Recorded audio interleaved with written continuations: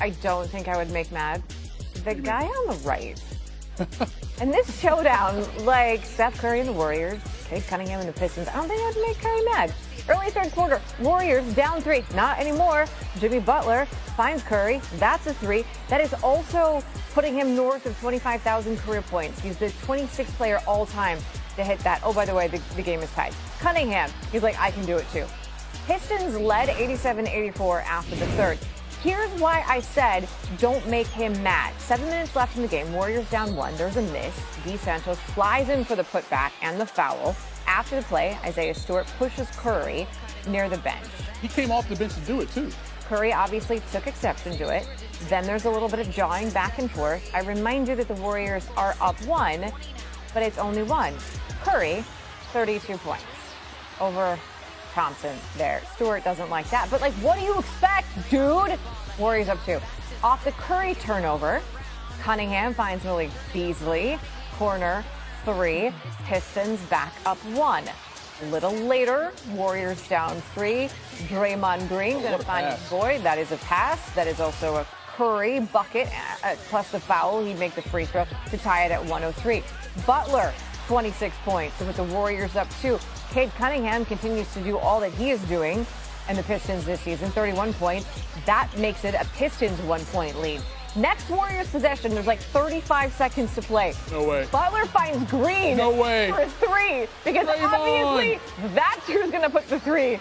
That's who I was expecting in that moment. Cunningham finds Beasley, but that one is off the mark. The Warriors win 115-110. They are 11-2 since Jimmy Butler came to town. All right, back to the rivalry that was renewed in Boston, Lakers, Celtics. And the story out of this one, LeBron James and his status going forward. Fourth quarter, Lakers were down 9. LeBron makes a move here in the post on Jaylen Brown, a couple moves to get the basket, and then something didn't feel right. So he's going down the other side. Jaylen Brown would score. Then LeBron's like, come get me. I got to go. So he goes to the sidelines. He knew it was like in the groin area, doing some stretching to see if he could maybe get back out there. And no. Headed to the locker room, did not return. Lakers, by the way, end up losing that game. But again, LeBron, what's his status going forward? As for the rest of the game, Luka, first time he's played in the building since the finals last year with the Mavericks, knocks down the 3.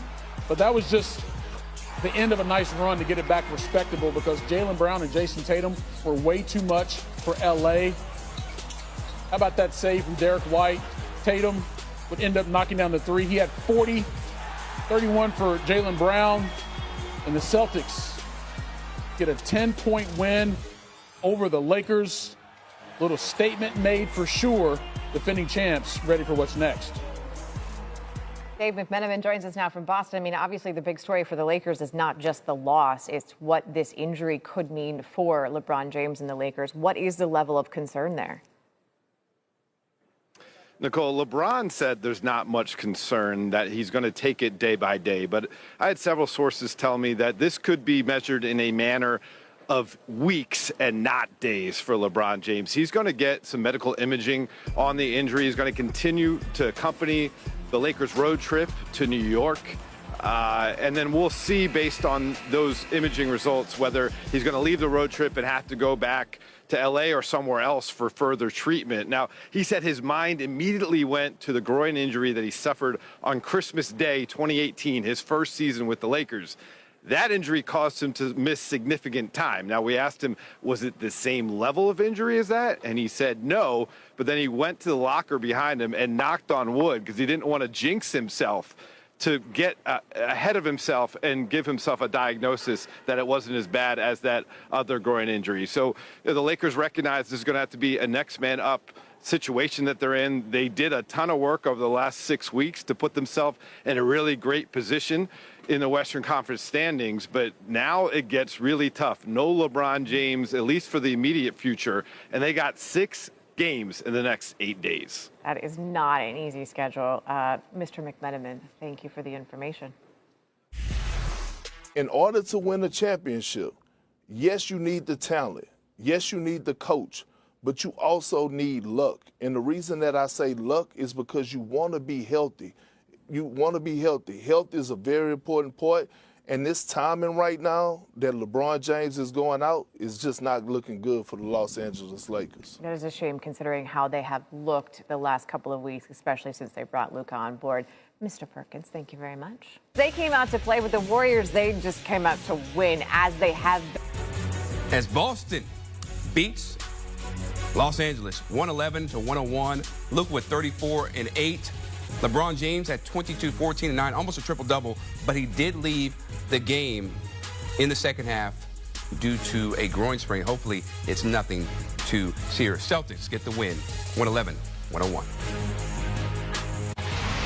And with that, we bring in CBS Sports NBA insider Bill Ryder. And Bill, the Celtics pull away late from the Lakers after a furious rally. Unfortunate that LeBron couldn't finish with that groin injury. But when you look at the Celtics and how they did this without KP, I know the Lakers, they were not at full strength either. Rui wasn't there, Jackson Hayes. But what do they have to do to be considered the best team in the NBA? Because after all, they are the defending champs.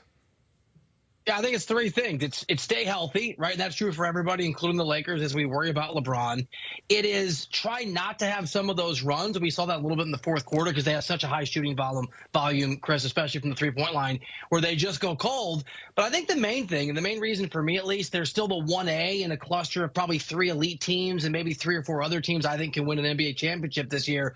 It's be able to just be outstanding defensively. And what they did in that third quarter, the fact that when they're locked in, Chris, every single guy in most of their rotations on the floor can guard almost everybody that the opponent puts on the floor offensively.